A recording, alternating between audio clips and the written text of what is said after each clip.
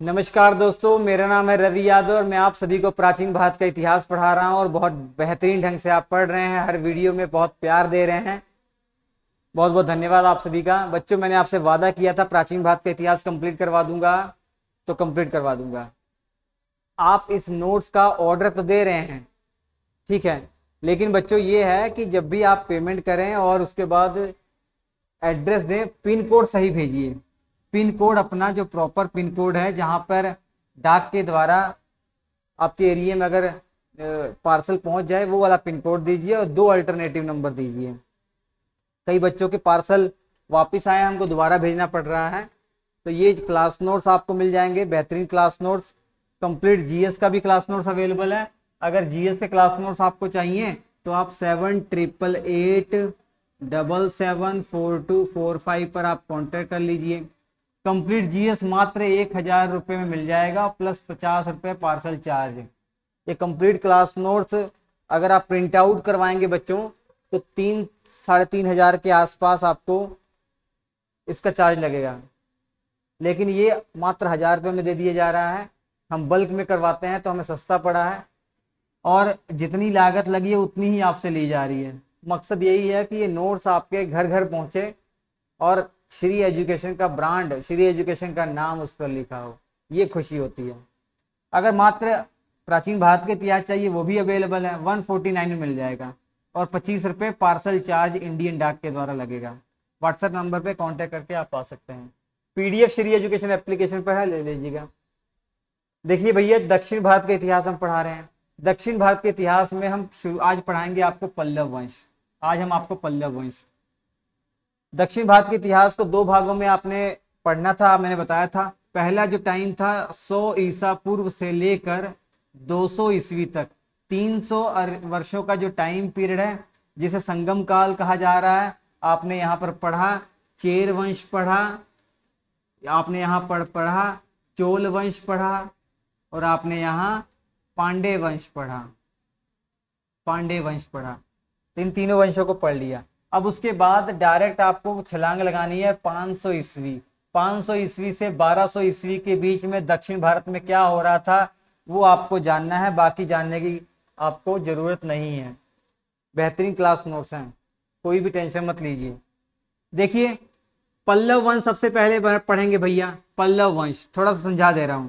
दक्षिण भारत में पल्लव वंश पढ़ेंगे। आज तमिलनाडु और आंध्र प्रदेश का कुछ इलाका है, यहाँ पे पल्लव वंश रूल कर रहा था। जब पल्लव वंश आप पढ़ेंगे, पल्लव वंश भले ही 275 ईस्वी से शुरू हो गया था, लेकिन 275 से 500 के बीच में कौन शासक आया, क्या किया, कुछ समझने की जरूरत नहीं है। डायरेक्ट हमें कूदना है 575 पे। सिंह विष्णु जब आते हैं उस पे कूदना है। तो 575 की ईस्वी की स्थिति में आपको बता दे रहा हूं। यहाँ पे आपके पल्लव हैं, और धीरे धीरे यहाँ पे आपके चालुक्य भी आ गए हैं। यहाँ पे आपके चालुक्य वंश आ गए हैं, ये चालुक्य आ गए हैं, और यहाँ पे पल्लव आ गए हैं। और उत्तर भारत में क्या हो रहा है आप जानते हैं, गुप्त वंश का पतन होना शुरू हो गया है, पतन के कगार पर है, और प्रभाकर वर्धन सब उठ रहे हैं। हर्षवर्धन के जो फैमिली है वो उठ रही है धीरे धीरे। तो ये सिचुएशन है मुख्य तौर पर। कुछ समय बीतेगा, जब कुछ समय बीतेगा, लगभग मैं आपको बता दूं, जब कुछ समय बीतेगा 650 ईस्वी के आसपास क्या सिचुएशन है, 650 की ईस्वी के आसपास सिचुएशन यहाँ है। ये पल्लव है, यहाँ पर ये पल्लव है। ध्यान से देखिएगा, आपके दिमाग में सारे डाउट क्लियर हो जाएंगे। ये पल्लव है, और यहाँ पे चालुक्य का साम्राज्य बढ़ गया है। तो चालुक्य का साम्राज्य बढ़ गया है, तो 2 भागों में इसको बांट दिया गया है। एक भाई संभाल रहे हैं, बादामी के चालुक्य कहलाते हैं ये, बादामी के चालुक्य, खून का रिश्ता है। और दूसरे जो पूर्वी चालुक्य, या इन्हें वेंगी के चालुक्य कहते हैं, आंध्र प्रदेश में जगह पड़ती है वेंगी के चालुक्य। ये सिचुएशन है। तो पल्लव, बादामी के चालुक्य, वेंगी के चालुक्य। कुछ और समय बीतता है, लगभग 750 ईस्वी, 750 ईस्वी होती है। तो पल्लव तो यहाँ पर हैं, अभी टिके हुए हैं। पल्लव अभी टिके हुए हैं बच्चों, पल्लव टिके हुए हैं, लेकिन ये उखड़ गए। बादामी के चालुक्य उखड़ गए, इनकी जगह आ गए राष्ट्रकूट, इनकी जगह राष्ट्रकूट आ गया। और यहाँ पे वेंगी के चालुक्य अभी भी अड़े हुए हैं, वेंगी के चालुक्य अभी भी अड़े हुए हैं। उसके बाद कुछ समय बीतता है, लगभग 980 ईस्वी के बाद की कहानी बताता हूँ। 980 ईस्वी के बाद की कहानी समझिए। तो जो राष्ट्रकूट थे ये भी खत्म हो गए, अब इनके स्थान पर आ गए कल्याणी के चालुक्य। कल्याणी के चालुक्य, पहले बादामी के चालुक्य या वातापी के चालुक्य इनको बोलते हैं, और पैरेलल में वेंगी के चालुक्य, फिर राष्ट्रकूट वंश बादामी को खत्म करके आते हैं, फिर राष्ट्रकूट को फिर से चालुक्य आते हैं। लेकिन ये कल्याणी को क्षेत्र बनाकर, कल्याणी को राजधानी बनाकर रूल करते हैं, तो कल्याणी के चालुक्य कहलाते हैं। इन तीनों में खून का रिश्ता है, तो यहाँ पे कल्याणी के चालुक्य आ जाएंगे, ये कल्याणी के चालुक्य। अब कल्याणी के जब चालुक्य आएंगे तब तक पल्लव वंश का सर्वनाश हो गया है, यहाँ पल्लव वंश का सर्वनाश हो गया है, और इसके पैरेलल में वेंगी वंश चल ही रहा है, वेंगी वंश चल रहा है। और धीरे धीरे यहाँ पर चोल साम्राज्य उठ रहा है, और 1280 तक चोल साम्राज्य यहाँ पर रूल करता है। ठीक है, तो यहाँ पे सिचुएशन क्या हो गई, चोल। तो समझिए आप क्या हुआ, 575 ईस्वी के आसपास यहाँ पल्लव है और बगल में चालुक्य हैं। जब पल्लवों के बारे में पढ़ाऊंगा तो आप देखेंगे चालुक्य के साथ संघर्ष होगा इनका, पुलिकेशन द्वितीय का नाम आएगा। पुलिकेशन द्वितीय वही हैं हर्षवर्धन को हराने वाले। हर्षवर्धन का जो सपना था दक्षिण भारत पर विजय हासिल करने का, वो सपने को चूर चूर करने वाले पुलिकेशन द्वितीय, वो चालुक्य वंश से संबंधित हैं। कुछ समय बीतेगा बच्चों, लगभग 750 ईस्वी के आसपास जो ये बादामी के चालुक्य हैं, यहाँ पे बादामी के चालुक्य की जगह राष्ट्रकूट वंश आएगा। अभी तक आपने क्या देखा, पल्लव और चालुक्य। ठीक है, चालुक्य बढ़ रहे हैं, इतना बढ़ गए हैं कि इतना बड़ा साम्राज्य नहीं संभाल पा रहे हैं, तो शासक ने क्या किया, अपने भाई को यहाँ पर नियुक्त कर दिया और वो वेंगी को राजधानी बनाकर रूल कर रहे हैं। और लेकिन कुछ समय बाद वेंगी वालों ने अपने आप को स्वतंत्र कर दिया, पश्चिम चालुक्य से कोई मतलब नहीं है, मतलब बादामी के चालुक्यों से इनको कोई मतलब नहीं है। लेकिन बादामी के चालुक्य बाद में जब कमजोर हुए तो इन पर अधिकार आ गया राष्ट्रकूट वंश का, राष्ट्रकूट वंश आ गया और पल्लव वंश, वेंगी वंश। कुछ समय बीता, फिर राष्ट्रकूटों को हरा दिया, कल्याणी के चालुक्य आ गए, फिर वेंगी के चालुक्य यहाँ है ही, और यहाँ चोल आ गए। तो ये सिचुएशन है। तो हम बात करने वाले हैं सबसे पहले पल्लवों की। अभी तक आपको कहानी नहीं समझ में आई, कोई दिक्कत नहीं, अब आपको समझ में आएगी पल्लवों के बारे में क्या पढ़ना है। पल्लवों से कहानी जो शुरुआत हम कर रहे हैं 575 ईस्वी से लेकर लगभग 897 ईस्वी तक हम चलेंगे। इसमें कौन कौन से शासक आएंगे ये पूरा ओवरव्यू मैंने आपको बता दिया है। सिंह विष्णु से शुरुआत होती है, सिंह विष्णु से शुरुआत होती है, सिंह विष्णु से शुरुआत होती है, याद कर लीजिएगा। इनके दो पुत्र महेंद्र वर्मन प्रथम और भीम वर्मन, महेंद्र वर्मन प्रथम और भीम वर्मन। महेंद्र वर्मन प्रथम की ही फैमिली आगे चलकर रूल करती है, आगे चलकर महेंद्र वर्मन की ही फैमिली रूल करती रहेगी, भीम वर्मन की फैमिली रूल नहीं करेगी। लेकिन जब परमेश्वर वर्मन द्वितीय गद्दी पर बैठेंगे, इनकी मृत्यु के बाद इनका कोई उत्तराधिकारी नहीं होता, तो जो भीम वर्मन की फैमिली चली आ रही है, इनकी संतानों की जो वंश चली आ रही है, उसके बाद इन्हीं में नंदी वर्मन द्वितीय गद्दी पर बैठते हैं, और आखिरी में अपराजित वर्मन गद्दी पर बैठते हैं। आखिरी शासक है, नाम के अपराजित है, पराजित हो जाते हैं, और पल्लवों की जगह कौन आ जाते हैं, चोल आ जाते हैं, चोल आ जाते हैं। तो पल्लव अपने टाइम पीरियड पर किससे परेशान थे, चालुक्य वंश से और चोलों से भी परेशान थे। चोल भी इनके टाइम पीरियड पर आ गए थे, हालांकि साम्राज्य स्थापित नहीं कर पाए थे। ये चोल वही हैं जो संगम काल में थे। संगम काल के बाद जब कमजोर पड़ते हैं तो इधर उधर ये लोग जैसे तैसे सरवाइव करते हैं, लेकिन बाद में उठते हैं, उभरते हैं। ठीक है, तो ये ओवरव्यू है। तो हम टारगेट करेंगे सिंह विष्णु को। देखिए भैया, सिंह विष्णु के बारे में क्या याद रखना है, पहले महत्वपूर्ण शासक है, तो संस्थापक इनको मान लिया जाता है, इनको संस्थापक मान लिया जाता है। और ये अपने जीवन में वैष्णव धर्म को स्वीकार किया था, इन्होंने वैष्णव धर्म को मानने वाले शासक थे। ठीक है, इन्होंने अपने टाइम पीरियड पर बहुत सारे शासकों को हराया था, बहुत सारे शासकों को इन्होंने हराया था। बच्चों 2 मिनट, बहुत जरूरी कॉल है, रोकना पड़ेगा थोड़ा सा।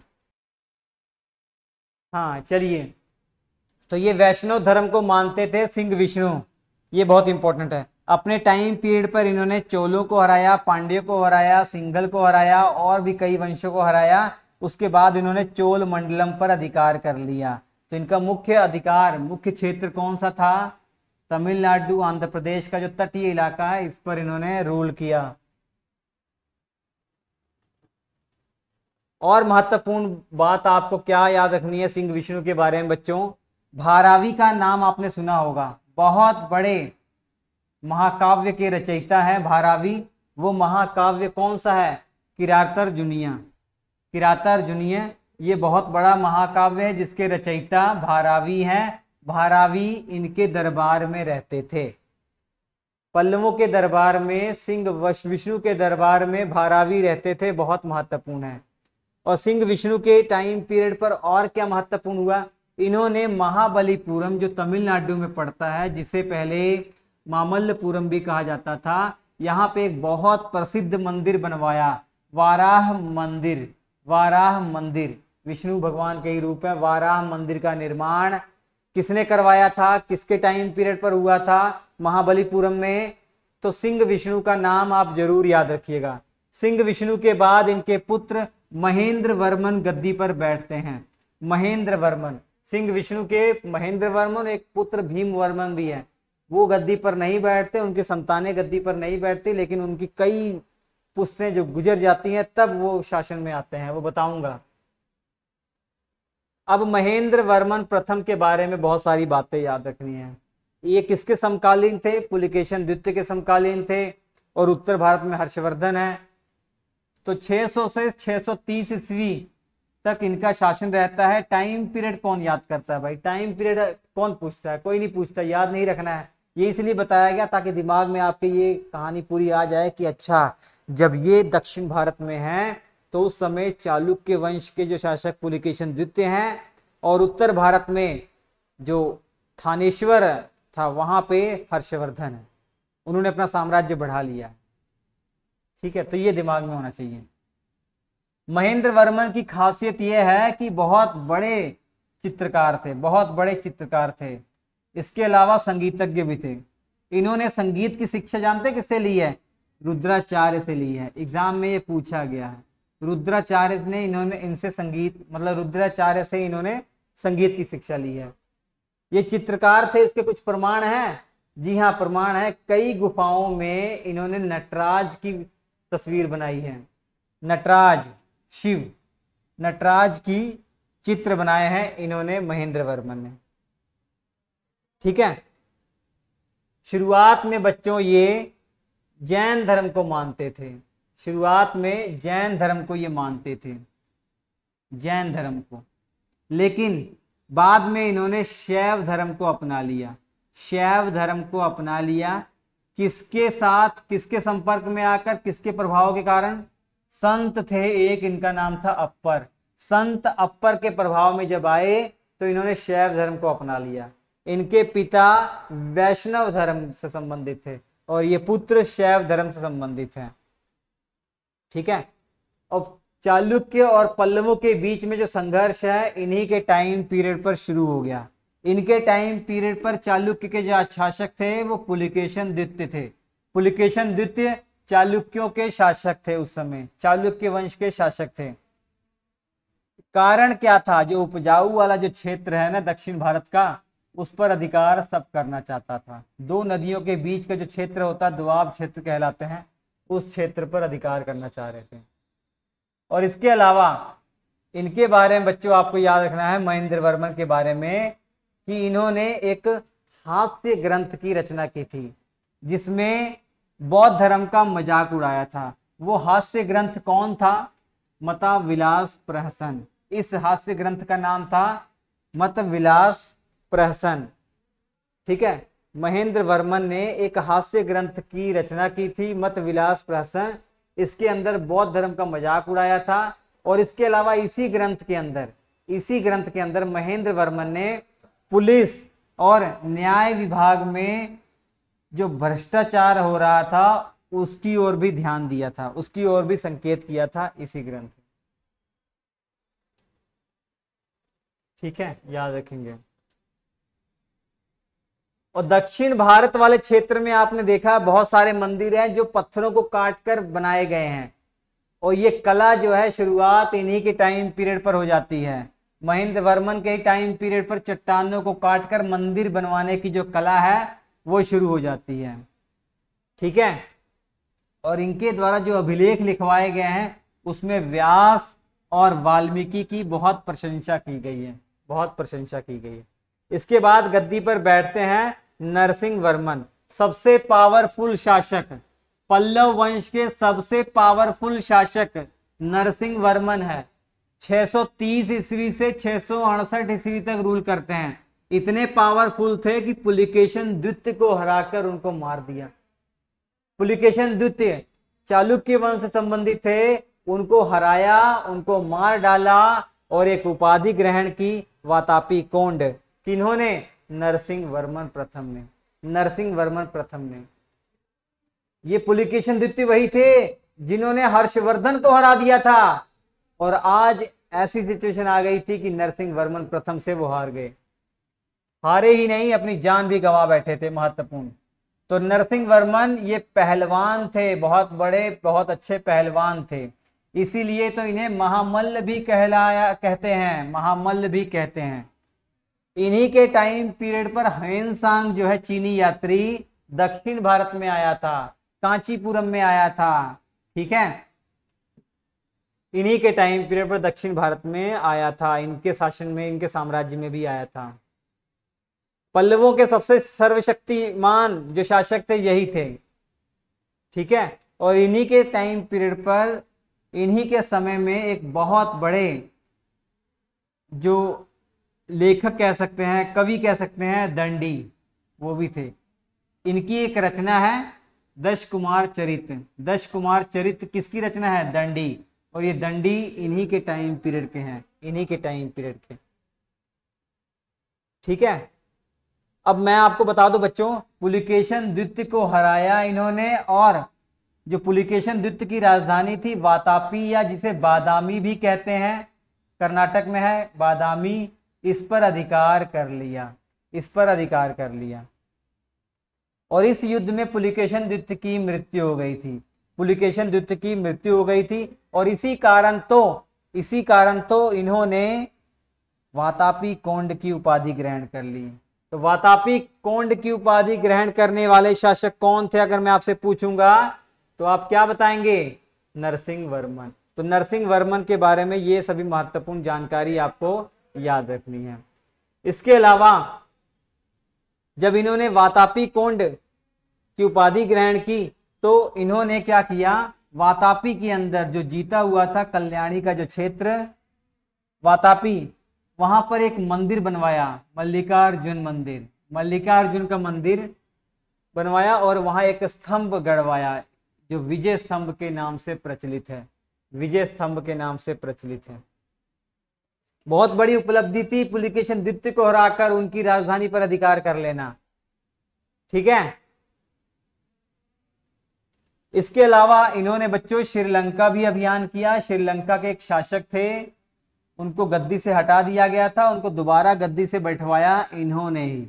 उनका नाम है मना वर्मन, मना वर्मन। ठीक है, मना वर्मन को गद्दी पर बैठाया। ठीक है, इसके अलावा मैं आपको बता दूं महाबलीपुरम तमिलनाडु में बहुत प्रमुख जो बंदरगाह था इन्हीं के टाइम पीरियड का है। इसके बाद कई शासक आए जैसे महेंद्र वर्मन द्वितीय, परमेश्वर वर्मन प्रथम। ठीक है, उसके बाद आप पढ़ेंगे नरसिंह वर्मन के बारे में पढ़ेंगे। तो हम बात करते हैं महेंद्र वर्मन द्वितीय के बारे में। जो मेन शासक थे जिनसे प्रश्न बनने वाले थे वो मैंने बता दिया आपको। नरसिंह वर्मन प्रथम, नरसिंह वर्मन द्वितीय आ गए। ये किसके पुत्र थे? ये परमेश्वर वर्मन प्रथम के पुत्र थे। इनका जो टाइम पीरियड बच्चों था ना वो शांतिपूर्वक था। इनका जो शांतिपूर्वक टाइम पीरियड था, इनका जो टाइम था शांतिपूर्वक था।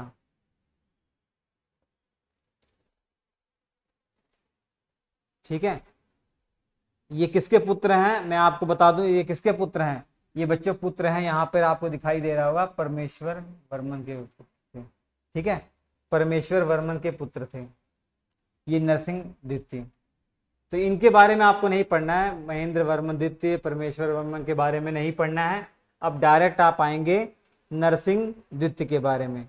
ये किसके पुत्र थे, परमेश्वर प्रथम के पुत्र थे, ये परमेश्वर वर्मन के पुत्र थे। ठीक है, इनके टाइम पीरियड पर ये शांति का काल था। इनके टाइम पीरियड पर चालुक्य पल्लव जो संघर्ष था वो भी रुक गया, और चोल पल्लव का जो संघर्ष था वो भी कुछ देर के लिए रुक गया था। इन्होंने एक दूत मंडल जो है वो चीन में भेजा था, अपना एक राजदूत और उसके साथ कई लोगों को चीन में भेजा था। ठीक है, चीन में भेजा था। और जो चीन से भारत में बौद्ध यात्री आते थे उनके लिए स्पेशल इन्होंने नागापट्टनम में एक विहार बनाया था, बौद्ध विहार का निर्माण करवाया था। ठीक है, चीनी जिसे ना पैगोडा कहा करते थे, जिसे चीनी पैगोडा कहा जाता था। इसके अलावा कांची के अंदर कैलाश मंदिर और महाबलीपुरम के अंदर शोर मंदिर का निर्माण इन्होंने करवाया। कांची तमिलनाडु में, ये भी महाबलीपुरम भी तमिलनाडु के अंदर शोर मंदिर और कैलाश मंदिर का निर्माण करवाया। ठीक है, और इसके अलावा मैं आपको बता दूं बच्चों, कई और शासक आए, परमेश्वर वर्मन द्वितीय, दंती वर्मन, नंदी वर्मन द्वितीय, ठीक है, नृपतुंग वर्मन, अपराजित वर्मन, ये शासक आए हैं। लेकिन आपको पढ़ना किसके बारे में वो मैं आपको बताता हूँ। देखिए, परमेश्वर वर्मन द्वितीय, ये सब इंपॉर्टेंट नहीं है, कुछ कुछ बातें जो आप याद रख सकते हैं। ठीक है, इनका ये वही है, ये इसलिए आप पढ़ रहे हैं क्योंकि ये आखिरी शासक हैं एक पीढ़ी के। परमेश्वर वर्मन जो महेंद्र वर्मन की पीढ़ी के आखिरी शासक हैं। इनकी जब अचानक मृत्यु हो जाती है तो जो भीम वर्मन थे उनकी जो श्रेणी के, उनकी फैमिली के लोग शासक बनते हैं, जैसे नंदी वर्मन प्रथम, नंदी वर्मन द्वितीय, सॉरी, ये किसके किसके टाइम पीरियड के थे, मतलब किसके वंश के थे, ये भीम वर्मन के या भीम वर्मा के ये परंपरा के थे, उनकी वंश के थे। ये वैष्णव मत को मानते थे, वैष्णव धर्म के ये पुजारी थे। और कांची में इन्होंने मुक्तेश्वर मंदिर बनवाया था। ठीक है, और बैकुंठ पेरुमल का मंदिर भी इन्होंने बनवाया था। नंदी वर्मन तृतीय के बारे में क्या याद रखना है आपको, क्या याद रखना है कि शैव मत को मानते थे, तमिल साहित्य का संरक्षण इन्होंने किया था, तमिल साहित्य इनके टाइम पीरियड पर पनपा फूला था। और आखिरी जो शासक है अपराजित वर्मन, और इनके बाद चोल शासक आ जाते हैं, चोल वंश स्थापित हो जाता है। तो ये कहानी आपको पढ़नी है किसके बारे में, पल्लवों के बारे में। पल्लवों के बारे में जो सबसे महत्वपूर्ण चीजें थी मैंने आपको बताया, पुलिकेशन द्वितीय की हत्या, वातापी कोंड पर अधिकार करना, सॉरी वातापी कोंड का जो उपाधि ग्रहण करना। ठीक है, वो शासक कौन थे, वो आपके ये हैं नरसिंह वर्मन प्रथम। नरसिंह वर्मन प्रथम के बारे में जो बातें बताई हैं सब याद कर लीजिएगा। तो चलिए बच्चों, आज के इस लेक्चर में इतना, बाकी कल हम या एक और लेक्चर लेकर इसको कंप्लीट कर देंगे। हम आपसे मुलाकात करेंगे अगले एपिसोड में, तब तक के लिए नमस्कार।